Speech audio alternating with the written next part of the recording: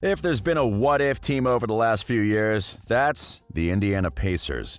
Despite going through multiple retools, they've managed to remain as one of the most competitive teams in the East. Still, they've had to deal with the absence of many of their best players at crucial times, and this year has been no exception. But even when injuries struck the team in the past, they found a way to finish with one of the best records in the conference. And while that's remained the same this season, it's had more to do with the weak play of other teams in the East than with their own success. So instead of separating themselves from the lower teams, they've struggled to remain over 500, and with a third of the season already behind us, it's not looking like they'll be able to make the jump some people were expecting. But does that mean we should give up on them already? Or is there something else we're missing? Let's break it down. Heading into the season, there was no way to tell exactly how the Pacers would look. After being involved in numerous trade rumors during the offseason, the front office decided to run things back and left the roster mostly untouched.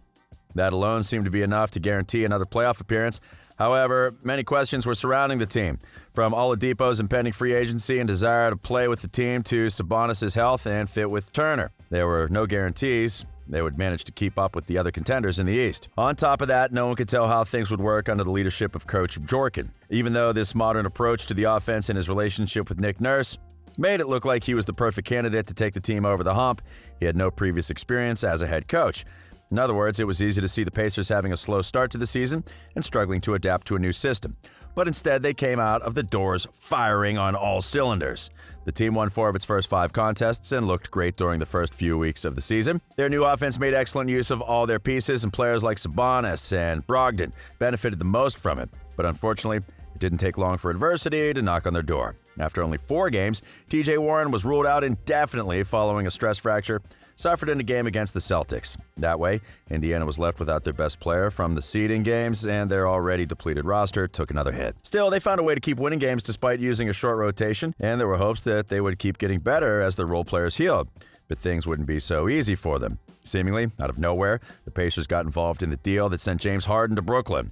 Having realized Oladipo probably wouldn't be coming back after the season, they decided to move him to Houston in exchange for Caris LeVert. The deal looked like a steal at first for the Pacers. While Oladipo was already a consolidated two-way star that could put outstanding numbers from time to time, there was no point in keeping him if he didn't feel comfortable with the team. On top of that, LeVert was younger and was coming into his first year of a team-friendly extension that would last for 3 seasons.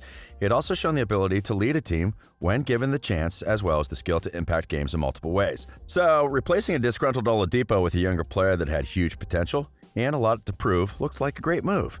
But there had to be a catch, and there was a dangerous one. LeVert's physical exams revealed a small mass in his left kidney that turned out to be carcinogenic.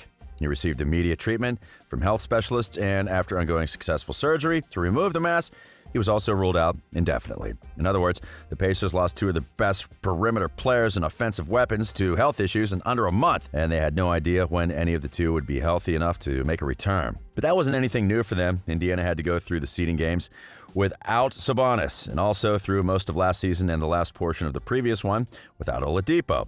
But since they managed to do well both times, it was reasonable to assume they'd find a way to keep winning games this time around. However, that hasn't been the case so far. Following the trade and the announcement of LeVert's absence, the team went on to lose 10 of its next 16 games, to fall to 500, and put its immediate future in question. But where have their issues been coming from? Well, without Warren and LeVert, their offenses had to rely more heavily on Brogdon and Sabonis. And while both players have been producing outstanding numbers so far, there have been situations in which they've been overwhelmed by the defensive attention of their opponents. To make things worse, Coach Bjorken has struggled with finding the right balance between their starting lineup and bench.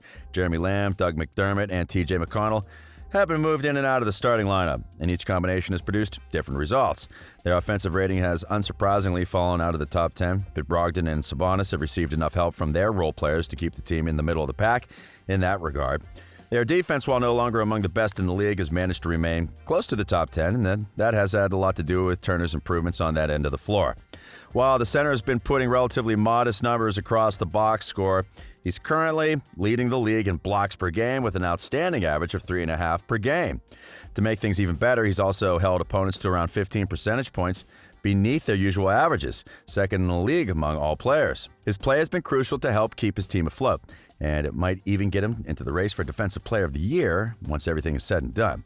But still, looking at the Pacers as a whole, it seems like they should have a better record. Even with the absence of Warren and LeVert, they have two players who could make the All-Star team, one of the best defensive players in the league, and enough pieces to put together a solid bench unit. So, shouldn't they have at least a few more wins by now? Well, probably they should. But the truth is, there have been other things making an impact on their record. For instance, the schedule makers didn't make them any favors to start the season. So far, Indiana has played one of the 10 toughest schedules in the league.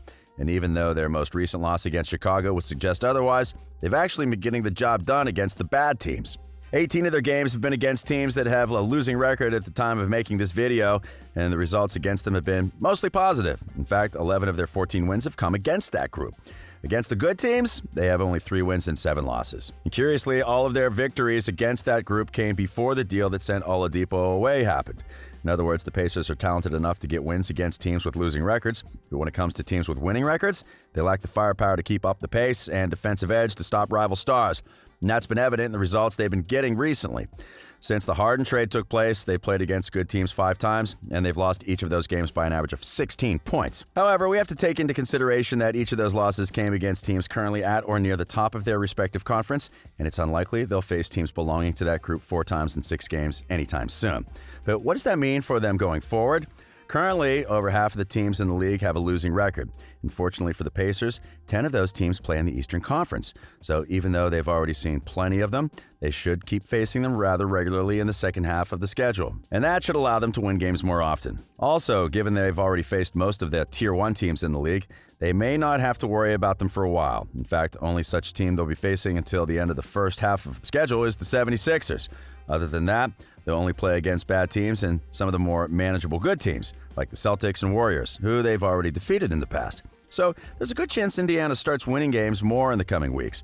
And if they don't, they should be able to remain right around 500 at the very least. But what's most important about that is it will allow them to get more time for Warren and LeVert to recover.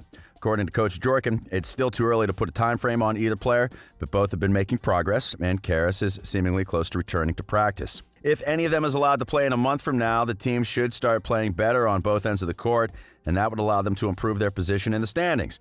Most importantly, they will be able to start building a rhythm towards the playoffs. That should be priority number 1 for them.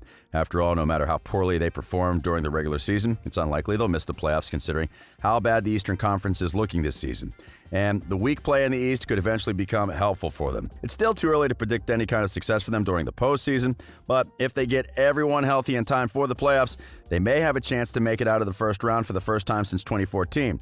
And who knows what could happen after that. At the end of the day, the Pacers have been one of the unluckiest teams this season.